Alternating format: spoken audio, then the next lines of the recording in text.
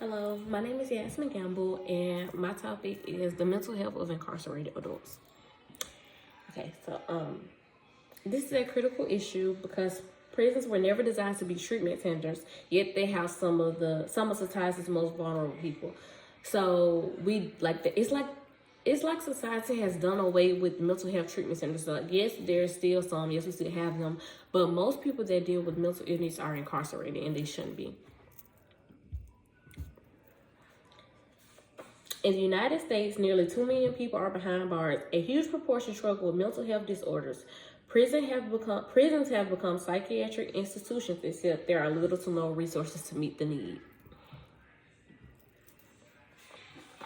Studies show that more than half of incarcerated adults report a mental illness such as depression, anxiety, bipolar disorder, PTSD, and schizophrenia. Substance use disorders often overlap with mental illness. Many people that are incarcerated experience dual diagnoses.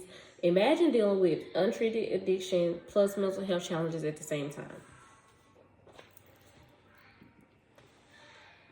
As stated before, nearly 2 million people are behind bars. There are several reasons for these high rates: lack of access to mental health care before incarceration, criminalization of behaviors linked to illness, and systemic inequalities in healthcare injustice. Most incarcerated adults have a history of trauma, childhood abuse, neglect, or exposure to violence. These traumas usually go untreated, and incarceration can make the symptoms worse. Prison life itself is mentally taxing.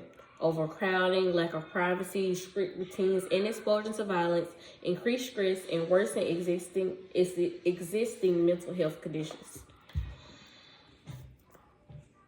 One of the most damaging practices in prison is solitary confinement.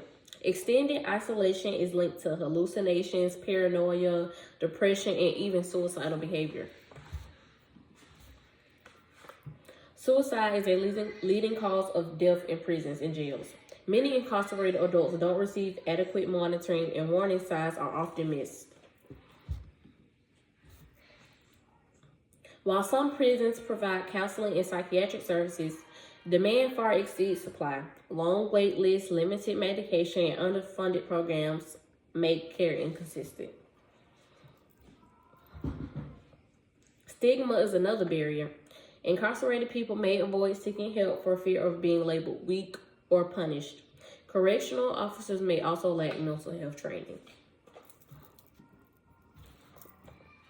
Mental health challenges don't affect everyone the same. People of color, LGBTQ plus individuals, and women often face unique stressors and discrimination within correctional systems.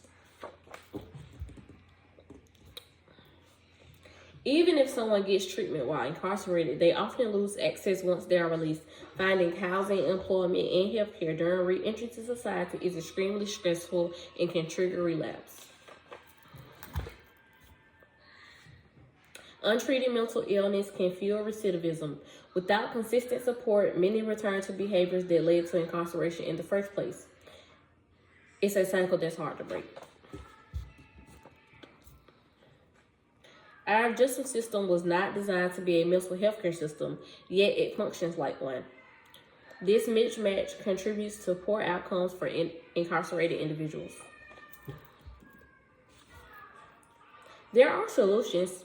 Specialty courts, mental health diversion programs, and crisis intervention teams can redirect people into treatment instead of prison. Some prisons now offer group therapy, peer support, and trauma-informed care. These programs reduce symptoms, improve barriers, and lower the risk of reoffending. Correctional staff trained in mental health can also make a huge difference.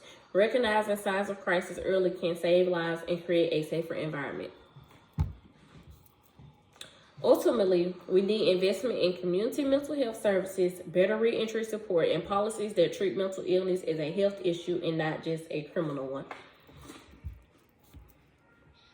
Mental health in prisons is not just a correctional issue, it's a public health issue. Addressing it improves lives inside and outside prison walls. Thank you. That's it.